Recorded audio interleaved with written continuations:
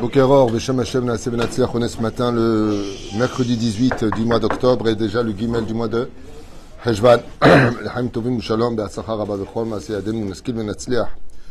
Shiur acheté ce matin par, dans notre liste, que Dieu vous bénisse d'acheter des shiurim.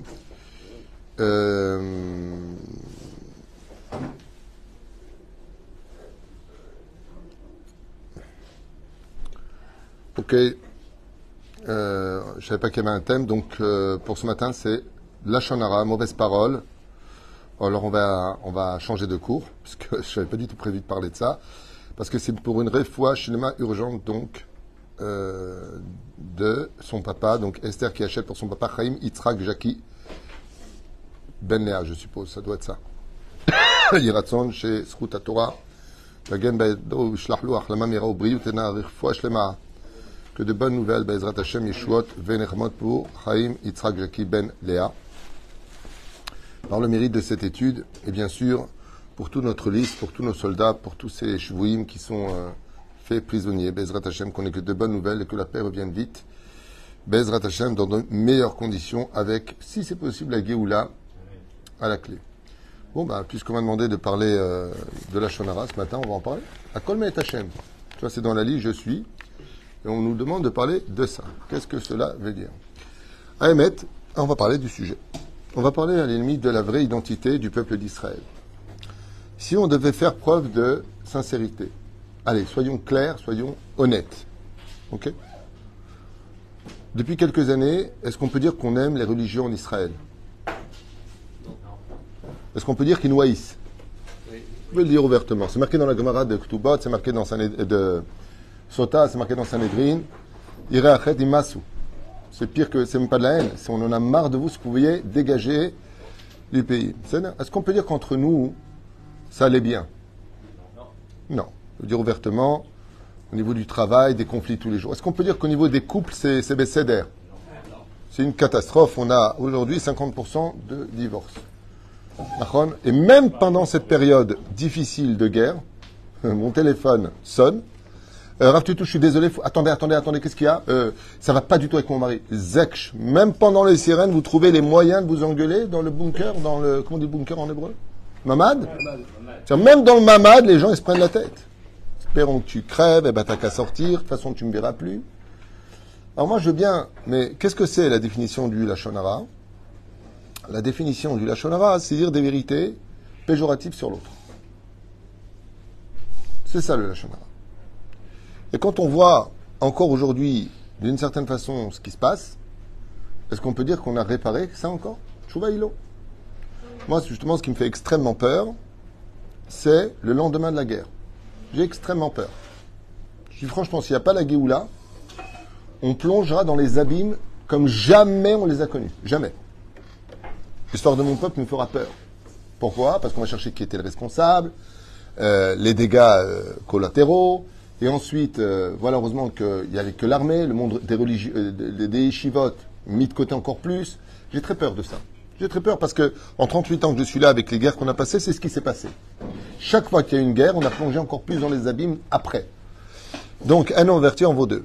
C'est pour ça que j'espère, et je le pense très sincèrement, que cette allumette est en train de mettre le feu à la Géoula.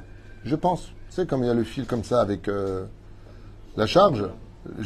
Pour moi, ce fil-là, c'est pas 1948, c'est pas 67, c'est pas 73. Non. C'est ce qui nous mènera à la Géoula finale. C'est ce que je pense maintenant, encore une fois. On s'est tous gourés autant qu'on était. Tous. Il n'y a pas un rave qui a donné une date qui était bonne. Pas un. Non pas parce qu'ils se sont trompés, ce qui ferait sourire beaucoup de réformistes. Non, ils ne se sont pas trompés. C'est nous qui avons oublié de descendre pour la Géoula. Descendre du train. C'est-à-dire que le train nous a emmenés à la station de la Géoula et nous, on n'est pas descendus. Ça veut dire que c'était une année propice à la Géoula, comme dit le Harizal, Shnat Alpaïm.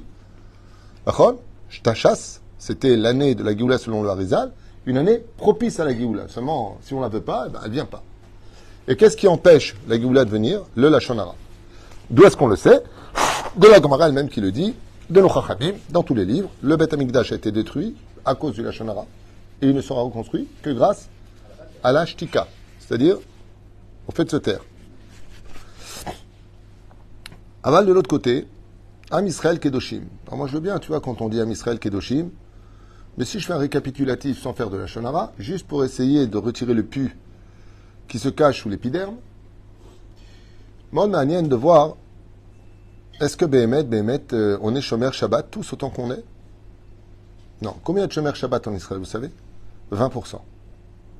C'est un séquer qui a été fait par Meretz à l'époque. 20% de Shomer Shabbat. Combien il y a de traditionnalistes en Israël? 80%. Ce que je vous donne, c'est les chiffres qui ont été faits par Yediot Acharonot. Hein, vrai ou faux, c'est à peu près c'est approximatif.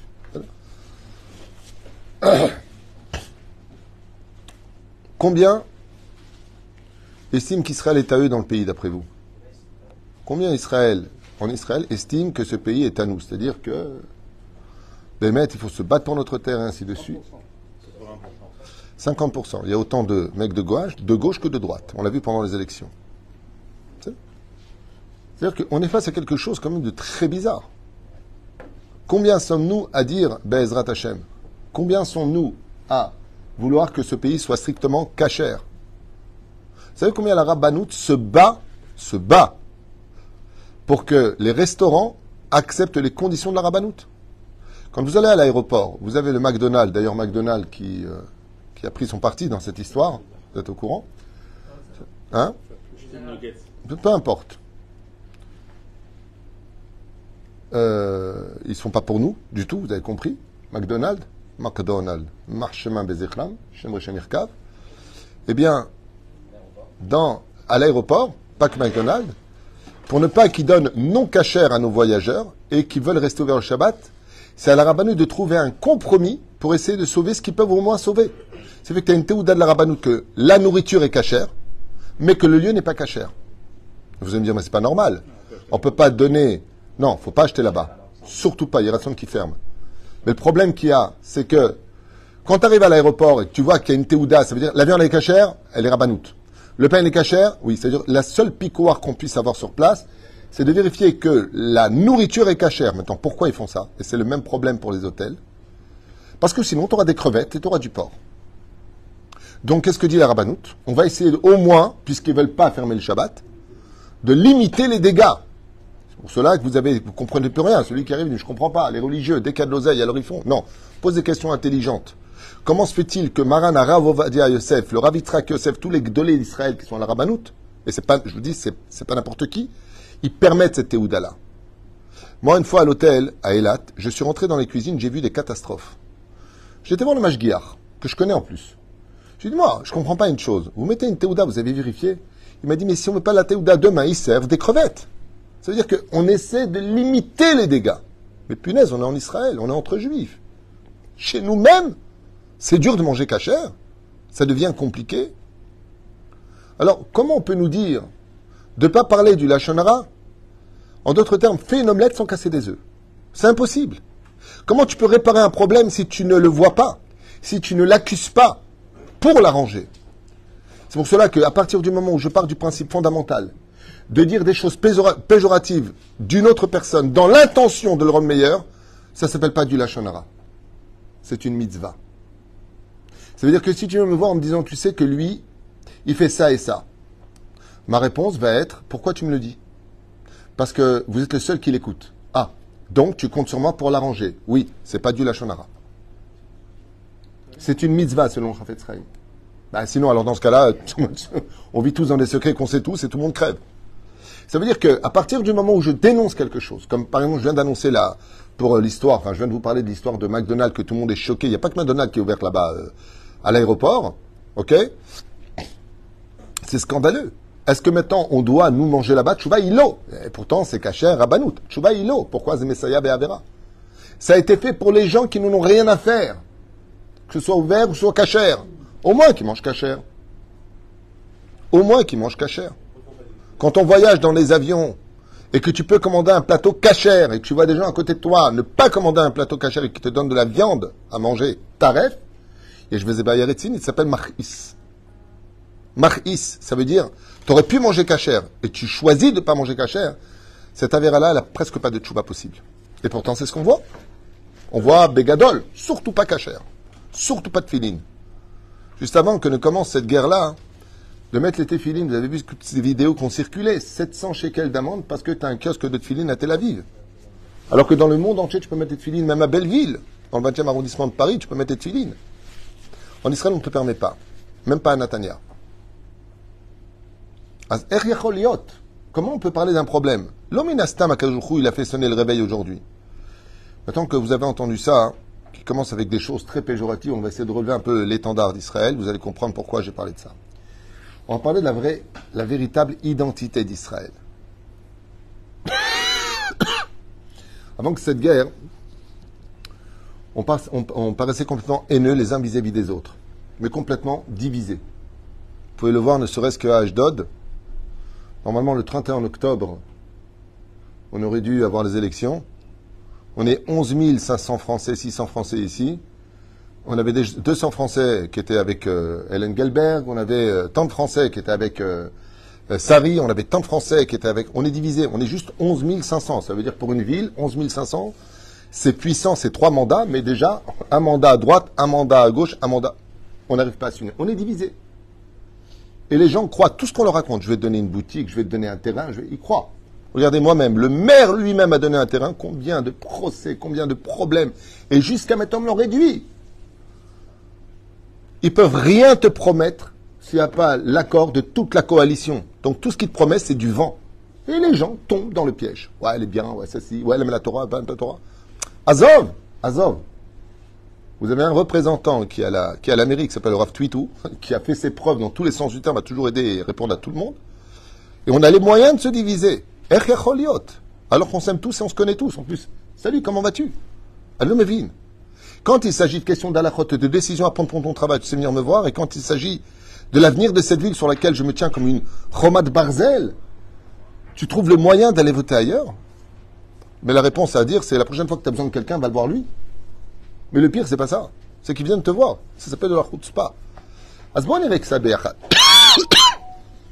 depuis ce massacre qui a frappé notre terrible massacre, nos soldats, nos enfants, pardon, durant ce Shabbat de Simchat Torah, et ensuite des pluies de missiles que nous avons reçus jusqu'à aujourd'hui, Hachem nous a tous amenés à une mobilisation.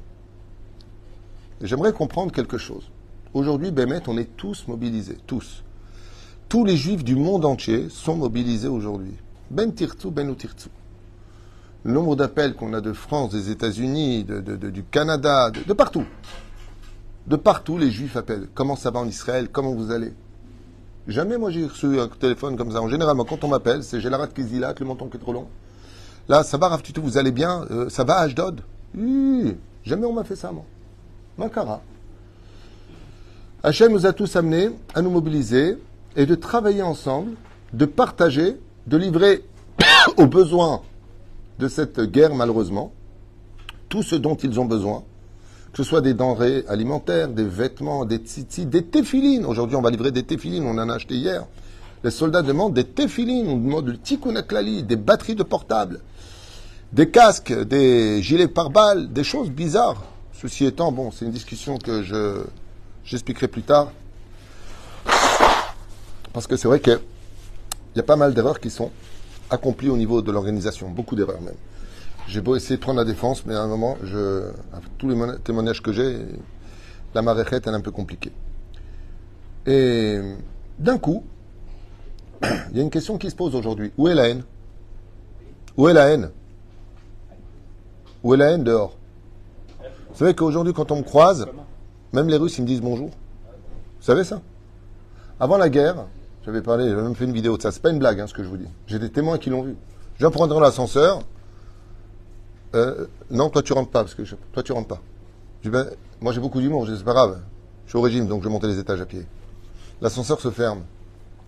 Ou pire encore, je rentre dans un ascenseur, je vous promets, avant la guerre, les 2 personnes qui étaient dedans me donnent le dos. Style, faut pas qu'on salisse nos yeux de voir un homme qui représente la Torah. Depuis que la guerre a commencé, Canes. Attends, moi j'ai un problème, je suis claustro, on est trop. Donc je leur dis non. Mais moi je me pose la question, Maëvdel, quelle différence y a-t-il entre cette haine démesurée qu'il y avait entre nous, à un tel point que j'avais même dit à mon avis Rabbi Asher Salfati, À l'époque, je ne sais pas si tu te rappelles, mais moi, s'il n'y avait pas la mitzvah de vivre en Israël, je me serais barré. Si c'est pour vivre avec un pays d'antisémites qui m'aime pas ma Torah, mon judaïsme, le fait que je me bats pour vivre comme un juif sur ma terre, je sais, ça me saoule. Pourtant, je suis un des premiers à ramer depuis des années pour amener le maximum de juifs à revenir sur la terre d'Israël et reconcrétiser la nation. Je suis parti au salon de la Halia, je réponds à tout le monde, j'essaie d'installer les gens, j'essaie de les aider, j'essaie de les persuader, j'essaie de trouver des moyens, pas ça, mais faire venir et les abandonner, comme le font beaucoup de gens. Allez, viens, tu vas t'éclater. Oui, justement, il s'est éclaté, il a tout perdu, le mec.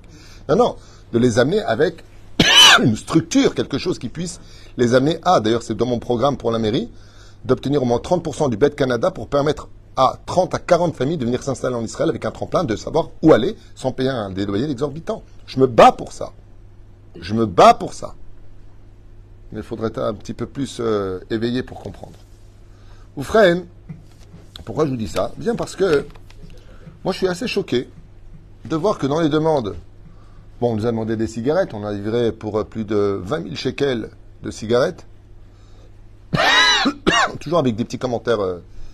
Des fois de certaines personnes, je ne comprends pas pourquoi vous leur achetez des cigarettes. Ben parce que, comme me l'ont dit des soldats, Rav Tutu, là ce qu'il nous faut avec le stress, on a laissé nos enfants à la maison, on ne travaille pas, je ne sais pas si vous êtes au courant, mais on ne travaille pas. Ma femme non plus ne peut pas travailler. Donc la seule chose qui nous donne un peu de répit, c'est de fumer une cigarette entre nous. Même ça, vous allez nous le prendre? Donc c'est ce que j'ai répondu à la personne. J'ai même fait une vidéo d'un soldat qui prend les cigarettes qu'on leur a données, parce que l'armée ne fournit pas de cigarettes, bien sûr. Et faut voir le mec comment il remercie. C'est pas ce qu'il y a de mieux d'offrir des cigarettes. Moi-même, j'ai arrêté de fumer. Et c'est interdit de fumer, si vous voulez le savoir. Mais bon, enfin bon, quand tu es depuis 12 jours sur un terrain en train d'attendre, de te mobiliser, tu vois pas ta famille. Cher Sapati n'a pas vu son fils une seule fois depuis. J'ai mon neveu qui est là-bas, on le voit pas. J'ai tous mes neveux d'ailleurs qui sont là-bas. On les voit pas. Hier, j'étais avec eux au téléphone, mais ma chambre, ils sont toujours là-bas. On les fait passer du nord au sud, du sud au nord. Ils passent leur temps à aller de droite à gauche, de gauche à droite. Même la cigarette, tu veux leur enlever. Alors on leur apporte. Mais qu'est-ce qu'on nous demande d'être filine? Et c'est extraordinaire, je ne sais pas si vous avez vu, mais les parkings à Tel Aviv, les parkings, c'est énorme les parkings ici, sont remplis de mitnadvim dans les maisons mitnadvim du volontariat de Haïfa jusqu'à Kiryat Shmona. De partout, il n'y a pas que Rav Tutu qui donne, là encore à 11h on a énormément de marchandises à emmener avec des commandes, parce que faites très attention à ce que vous achetez pour deux raisons. Ne faites rien venir de France, ça ne sert à rien. À l'aéroport, il les renvoie. Si ce que vous envoyez n'est pas conforme aux mesures de sécurité, aux règles de sécurité d'Israël, ils ne les acceptent pas. Ce qui fait qu'il y a énormément de conteneurs qui sont repartis. Il y a ce qu'il faut en Israël. Ce qu'il faut, c'est de l'argent pour acheter. Et on arrive à négocier les prix avec du mezouman. Parce que, malheureusement, ils ont augmenté les prix. Là, j'avais commandé une tonne de choses à 75 shekels. La semaine prochaine, je les ai recommandées pour la semaine prochaine parce qu'on a des demandes de nos soldats. Ouais. Ah, mais c'est pas moi, c'est le fournisseur. Il a vu que ça se vendait bien. Oh. Aval, ça prouve qu'on est fèche. Les Juifs, c'est les seuls qui savent faire du business, même en temps de guerre. On est unique. Qu'est-ce que tu as, Baba? C'est qui parle? Je ne sais pas qui parle, donc je ne donne pas l'adresse. Nous, on a une notice de volontariat, on ne donne pas d'adresse. Si c'est une personne que je ne connais pas, je ne donne pas l'adresse, ni le lieu de là où ça se trouve. Ça s'appelle de la prudence. Toda.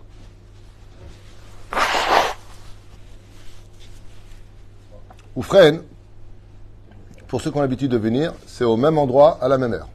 Comme ça, ce sera clair. Donc, on a des tfilines qui sont demandés, le tikkun haklali qui est demandé, le sefer hamidot qu'on a livré, les tzitzit par milliers, on en a cherché dans tout le pays. Là, ils sont en train de les fabriquer, comme des fourmis. Tous les soldats, même sans kippa, même ceux qui ne sont pas Shomer Shabbat, ils veulent des tzitzit et ils se mettent à danser. Makara. Moi, je pose une question. Écoutez bien la question que je vais vous poser. Est-ce qu'un homme, il peut faire teshuva en un jour?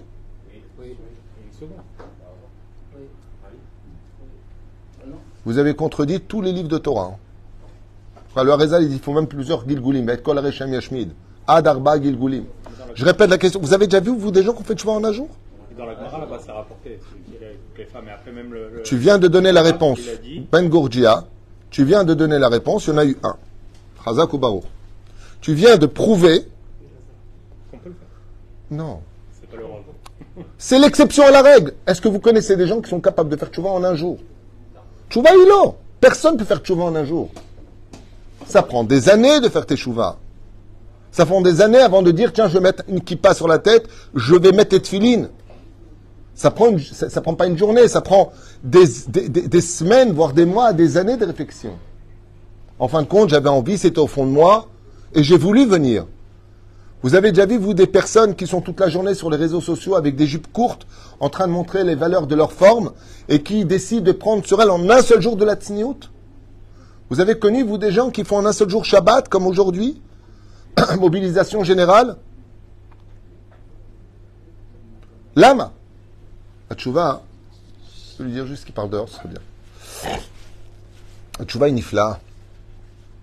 C'est ce qu'explique le Rav Kook, le Maharal de Prague. Tous nos livres, sans exception, tous vont dans la même direction.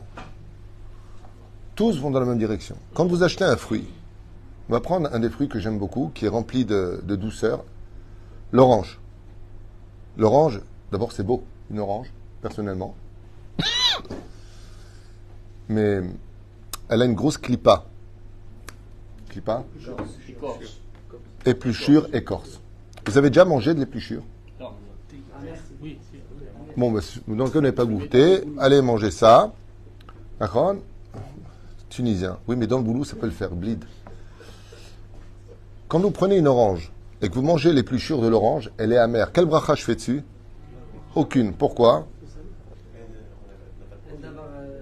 Parce qu'on fait pas bracha sur quelque chose qui n'est pas consommable par la majeure partie des hommes. Aucun homme au monde mange de l'épluchure d'orange. Donc, comme personne, la grande majorité des humains ne mangent pas ce genre de choses, on peut pas faire bracha dessus. C'est comme quelqu'un me dit, moi j'aime boire de l'huile. Qu'est-ce que je fais comme bracha? Chez l'Ouassane Tunisai. Maniasse. Atchouvaï, quand tu vois une orange, l'épluchure elle est amère. Mais une fois que tu enlèves l'épluchure, vous allez voir qu'il y a encore des choses à enlever. Des fils comme ça de blanc. Et ils ont un goût aussi bizarre. Ils ont un goût qui falsifie le vrai goût de l'orange. Mais une fois que tu les enlèves, comment elle est ton orange? Elle est sucrée, juteuse, elle est bonne. Et elle se divise en quartiers. La vraie nature du peuple d'Israël, c'est cette orange. Il suffit tout simplement qu'un seul couteau vienne éplucher l'orange, ou qu'avec tes doigts, tu commences à retirer cette épluchure pour qu'apparaisse d'un coup la vraie nature du peuple d'Israël. Et la question la réponse à la question que je te demandais, est-ce qu'on peut faire tchouva en un jour? Oui, la preuve en est. Ce que fait me répondre, regardez ce qui se passe aujourd'hui. C'était ça la réponse. Ça veut dire qu'il faut enlever l'épluchure. Il faut recevoir sur nous les sirènes et nous rappeler qu'on est tous juifs, parce que eux, quand ils envoient des missiles, ils vont pas dire, ah non, lui il est kippa sruga, lui il est kippa shrora, lui il a pas de kippa, lui il fait shomer Shabbat, tu fais pas shomer Shabbat.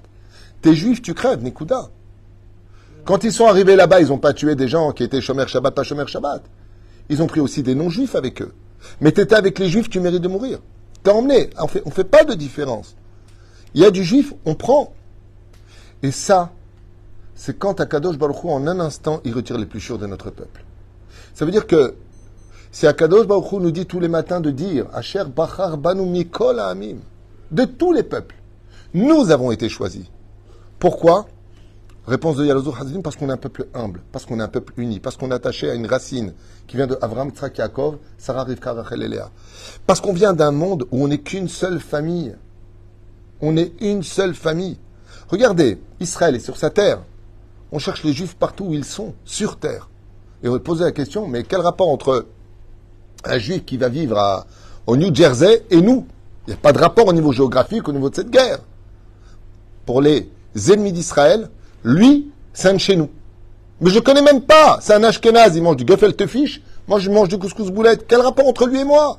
Non, Kolosko. On ne se connaît pas. Pourquoi tu lui fais du mal à lui? À la limite, tu veux te venger de nous.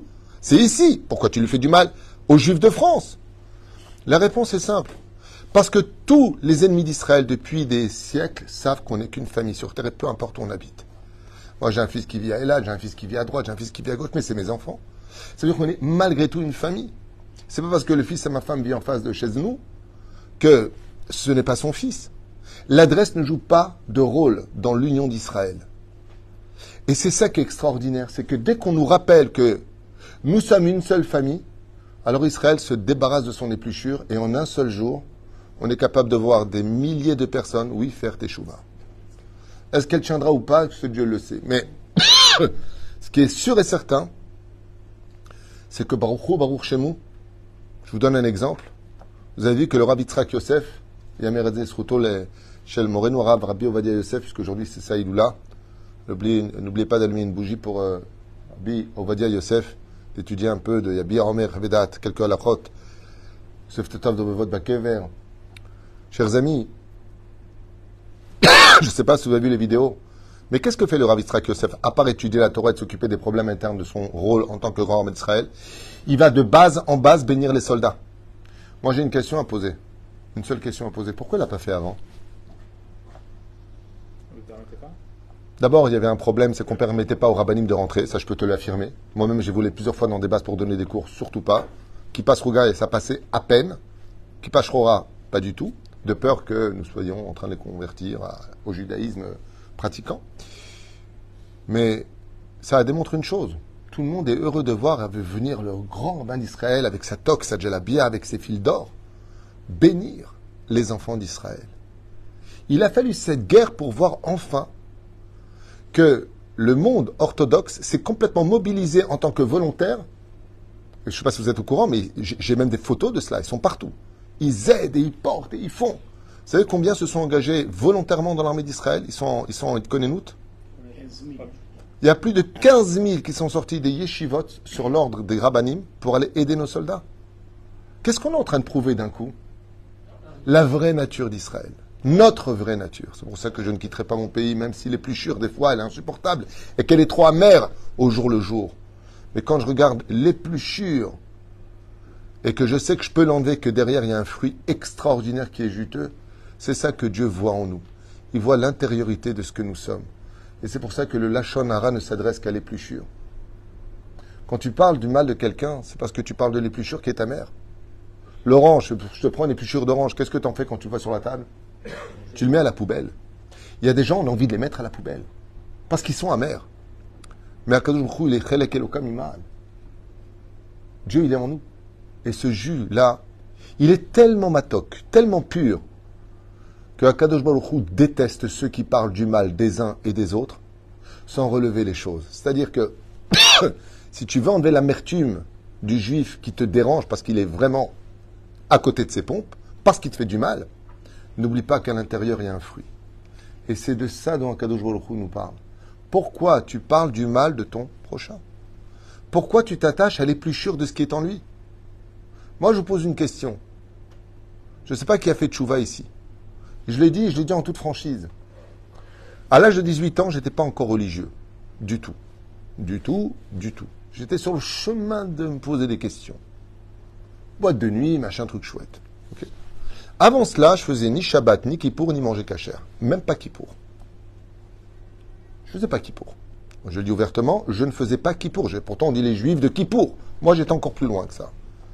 Je me rappelle encore de moi en train d'allumer le feu pendant Kippour et me faire une casserole de lait. Et on regardait 3 fois les 10 commandements pour passer l'heure. On n'a rien à faire. Mais pas Kippour. Vous savez pourquoi? Parce qu'on ne nous a pas appris la Torah. On ne nous a jamais parlé de Shabbat, de kasher. On savait qu'il y avait du kasher. On achetait chez Lulu la viande. Mais bon, on était assimilés, quoi. On était complètement à la masse. 1954, on est venu de Tunisie, bon, c'est français, et puis voilà, quoi. Je veux dire, on est rentré dans les belles années, il y avait de l'argent, c'était une belle époque. On était complètement assimilés, mais on était feuge, sympathique. On se voyait devant le thermomètre, on allait au gibus, on appelait ça la yeshiva du gibus.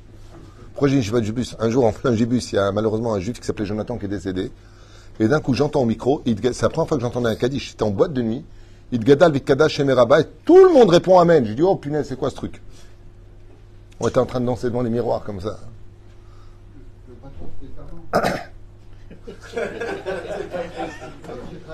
Il a fait chou, Pourquoi je vous dis ça?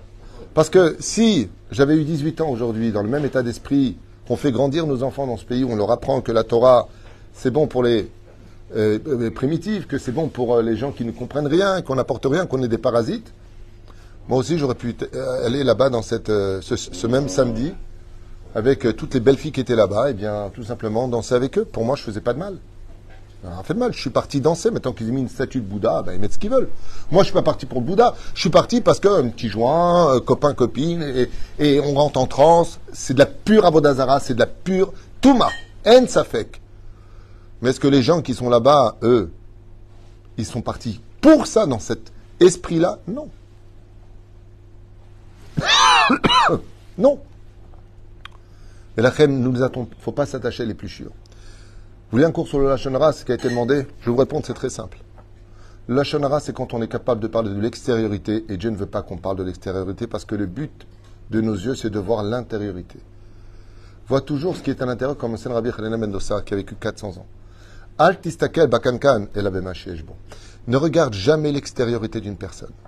Vous savez, il y a des femmes qui sont extrêmement belles d'extérieur, mais en Neshama, elle est tellement sombre qu'elle ferait peur aux abîmes, tellement elles sont mauvaises. Vous avez des femmes qui sont beaucoup moins belles d'apparence. Mais si on était capable de voir leur Neshama, d'ailleurs c'est ce qui se passe pour les morts très souvent, les tzadikim, les vrais tzadikim, ceux qui arrivent à un degré que je voulais faire dans le cours, l'autre shiur que j'avais préparé, eh bien les tzadikim, eux, quand ils voient quelqu'un, ils ne voient pas le corps, ils voient la Neshama. Vous ne pouvez pas savoir combien il y a des Neshamot qui sont extrêmement belles, seulement, elles ne savaient pas. Elles n'ont pas exploité cet environnement, cette pnimiout qui était en eux. Combien de Hozrim Bitchouva on a vu qu'avant de les connaître, ils étaient dans la drogue, ils étaient dans la prostitution, ils étaient très loin de la Torah, comme Resh Lakish, comme Rabbi Akiva, et bien d'autres, même si ça se discute. Il y a les Trosafot qui disent qu'ils avaient fait Tchouva avant, ils sont revenus en arrière, peu importe. Avant qu'on regarde toujours, comme je dis souvent, quand vous faites un chidour. C'est vrai que c'est important de regarder l'extérieur, parce que bon, tu te lèves le matin, à un moment, t'as plus faim, quoi. Mais il y a plus important que ça, c'est qui va être la femme qui va vieillir avec toi, quelle discussion tu vas avoir, parce que dans la vie, il n'y a pas que le lit, et puis surtout, qui va être la mère de tes enfants. Quelle éducation tu vas lui donner, combien de fois tu vas te prendre la tête. Plus la fille est belle, plus c'est compliqué. Parce qu'elle sait qu'elle est belle, donc il y a un prix à payer. Et des concessions à faire. Et c'est constant. Pas chez tout le monde, bien sûr. Et la reine, qu'est-ce que c'est le Lashon Hara? Celui qui est le pire de tout, c'est qu'on n'a pas été capable de se rendre compte que, à peine on a été emmené en Babylonie, par Nebuzaradan, à l'époque de Nabucodonosor, à peine Titus nous a emmenés à Rome, que sur le chemin pour aller à Rome, les filles d'Israël se sont suicidées, elles ont sauté 400 filles d'Israël à l'eau parce qu'on leur a dit qu'elles allaient servir dans les maisons roses. Elles ont dit quoi? Ils vont nous rendre impurs. Mais vous étiez impurs. Vous n'arrêtez pas de parler du mal des uns et des autres. On a enlevé les pluchures. On a dévoilé la vraie nature de juif. Et c'est pour cela que Akadosh Baruch Hu nous aime jusqu'à aujourd'hui, même quand on n'est pas. Veshachanti betortum otam. Et je résiderai malgré leur impureté. Ça veut dire quoi leur impureté? Dieu ne supporte pas ce qui est impur. Il dit non, ce que je veux dire par là, c'est que je sais que l'orange, elle a un goût amer au niveau de son épluchure. Mais alors son fruit, qu'est-ce qu'il est bon? Donc si je dois transpercer cette clipa pour arriver à l'identité de mon peuple, sachez que moi, Dieu, quand je regarde le peuple d'Israël, je ne regarde pas son extérieur, je ne regarde que son intériorité. Et il n'y a pas une plus belle femme au monde que la Neshama d'Israël. En yoter yafa ba'olam. Et la reine Akadosh Baruch Hu, qu'est-ce qu'il y a les mains d'Avardomé? Quoique il n'y a pas plus beau aussi que les enfants d'Israël. Mais les mains d'Avardomé, c'est comme si vous étiez marié avec une femme qui n'est pas la plus belle du monde. Elle est mignonne. En tout cas, pour vous, c'est la plus belle du monde. Comme souvent, j'entends les mamans quand elles ont un gosse, c'est le plus beau du monde. Punaise, tu vois le gosse, tu te dis, punaise, il lui faut des lunettes, la meuf. Mais pour elle, il est beau. Vous savez pourquoi? Parce qu'elle l'aime. Parce que c'est une partie d'elle qui est devant elle. Donc pour elle, vous ne vous rendez pas compte, moi, je ne le vois pas avec vos yeux, j'ai les miens. Akadosh Baruch Hu ne permet pas à son peuple de voir le peuple d'Israël autrement qu'avec ses yeux à lui. Chez Nehemar, c'est marqué. Ki'ain be'ain ir'u b'shuv Hashem Tzion. Si tu veux voir la vraie identité du peuple d'Israël, mets les lunettes de Dior et de Beth Étienne. Et si tu vois ce juif mal se comporter avec toi, c'est tout simplement ou par ignorance ou parce qu'il a trop de clipotes en lui. Il est trop tamé. Et quand on est tamé, eh bien ça donne le déluge. Quand on arrive à un moment de non-retour, il faut un déluge. Et quand on a un déluge, ça nettoie tout. Et qu'est-ce qui se passe après? On se rend compte qu'on n'était qu'une famille. Noir sort de la Teva avec ses enfants et leurs femmes. Qu'est-ce qui restait sur terre pour redémarrer l'humanité? Une famille. Une famille paisible, Noir. Mais la guerre est finie et ça replonge dans la tour de Babel. C'est ça qui fait peur. La reine Bezrat Hashem, Shiniske, Lishmora la paix, Bezrat Hashem. Et n'oubliez pas un détail, on ne chasse pas l'obscurité avec des coups de bâton, mais avec des coups de lumière. Pérouche Adava, qu'on soit encore plus exemplaire, plus dans la Torah, qu'on se renforce beaucoup plus. Et comme je vous l'ai dit ce matin, la plus grande assurance vie du peuple d'Israël aujourd'hui, avec ce mouvement qui se lève dans le monde entier de haine contre Israël, alors que le Hamas a envoyé un missile ça a été filmé, genre le missile il sort de chez eux, d'ailleurs juste à côté de l'hôpital, c'est quand même bizarre, le missile il sort 2 rues à côté de l'hôpital, c'est filmé sur internet, c'est pas moi, wallah c'est pas moi. Le missile il sort, on ne sait pas ce qui se passe, il fait une boucle et il descend sur l'hôpital. Incroyable. C'est-à-dire qu'il s'automutile et la haine est contre nous. Comme quoi qu'il n'y a vraiment pas besoin de vraies raisons pour avoir de la haine contre Israël. Mais il y a une chose de sûre, c'est que nous, on doit faire attention à une autre sorte de missile qui fait exactement le même trajet. C'est que notre langue, elle est plus puissante qu'un missile. Le missile ne peut aller qu'à une certaine distance, elle est mesurée. La langue, elle peut traverser tous les univers. Et elle arrive jusqu'à Dieu. Pour cela que les missiles sont tous tenus droits, ou plutôt en Larson, la langue est allongée. Hazal, ils disent, pourquoi la langue, elle est... Tous les membres sont droits. La langue, elle est allongée. Il dit, parce qu'avant de la réveiller, réfléchis bien à ce que tu vas dire. Prénom Israël, aujourd'hui, la Gemara nous dit dans son même tête, à mot de bête, que celui qui veut sauver sa vie aujourd'hui, non seulement il a intérêt à faire vraiment teshuva, je conseille vraiment à tout le monde, écoutez bien ce que je vous dis. Les femmes, devenez tsanoua, arrêtez vos ch'touillottes avec Shabbat, devenez shomer Shabbat kilchata. Mangez caché, respectez la nida, faites le shlom bayit. Le shlom bayit, c'est pire que le Hamas. Ce qu'on est en train de se faire aujourd'hui entre nous, c'est pire que tout. Faites des shlom bayit. Si c'est pas possible au moins, et que vous n'avez pas réussi votre mariage, réussissez au moins votre divorce. Réussissez au moins quelque chose dans vos vies. Et surtout, n'oubliez pas de dire à chaque pas de votre vie, chaque action, Be'ezrat Hashem, imirte Hashem, enanu leishen elal v'shebashamayim. Comme ça dit la Gemara. À la fin des temps, Baharit begva de meshicha, begvata de meshicha. Je vous enlèverai ça et ça et ça et ça et ça. Jusqu'à ce que quoi? Jusqu'à ce que vous dites maintenant, il n'y a plus que Dieu qui peut nous sauver. Encore hier, non, j'avais pas 20 ans. Encore hier, je regardais des informations de la 12e chaîne sur le portable de mon épouse. Il y a un cachère, le sien ne l'est pas, parce qu'elle travaille avec. Et j'étais apeuré, j'étais presque dégoûté. Pas une fois, les commentaires disaient « si Dieu veut ». Il n'y a pas, surtout pas les commentaires de nos soldats. Pas une fois, nous sommes prêts, nous sommes ceci, nous nous sommes préparés à ça. À ce point-là, t'aimes pas Dieu dans ta vie? À ce point-là, t'as honte de le dire? Ça fait quoi, primitif? Akadosh Baruch Hu nous emmènera jusqu'à ce qu'on rappelle que sans lui, on n'est rien. Que sans lui, on n'est rien. Où était le Shabak? Où était le Mossad? Où était le Shin Bet? Pendant 10 heures, ils ont ouvert les trucs. Aller-retour, ils ont pris ce qu'ils voulaient, ils sont servis. Et elle est où, le grand Israël? Oui. Vous savez pourquoi ils ont fait ça à côté de Gaza? Cette fête, il faut être stupide pour faire une fête à côté de Gaza quand même, non? À cause de l'orgueil d'être sûr que c'est nous qui faisons les choses. Vous avez tous entendu cette vidéo que j'ai fait écouter hier. Des soldats qui avaient que 6 chargeurs. Ouais. Et que quand ils ont fini le 5e chargeur, ils ont mis le 6e et que pendant 10 heures, ils ont pu se défendre avec. Ils ne comprenaient pas qu'il y ait autant de balles, puisque par terre, il y avait des tapis de balles. C'était tellement miraculeux qu'ils n'osaient pas y croire. J'ai fait entendre l'enregistrement ici. Donc le cours d'hier, vous pouvez l'entendre, je l'ai fait entendre. Les soldats disent, c'est pas possible. On avait un chargeur. Combien on a de balles dans un chargeur? 30, dans le meilleur des cas. On en a tiré plus de 300. Comment il y en avait dedans? C'est l'histoire de Baba Sala avec la bouteille. Et là, ils ont tous dit, c'est pas compliqué. Ou on a rêvé, ou alors Dieu est avec nous. Eh ben, punaise. Eh ben, punaise. Mazel Tov. Alors, sachez une chose, Dieu est avec nous. Dieu ne nous laissera pas. Juste qu'on fasse très attention que il y a l'ennemi extérieur qui est l'épluchure. Et puis, il y a l'ennemi intérieur, c'est notre langue. Si on veut la Géoula aujourd'hui, Shinishmor à la paix. Et si tu as quelque chose à dire d'un autre juif, ça a une condition. D'arriver au jus. Pour le relever. Et pas pour l'enterrer.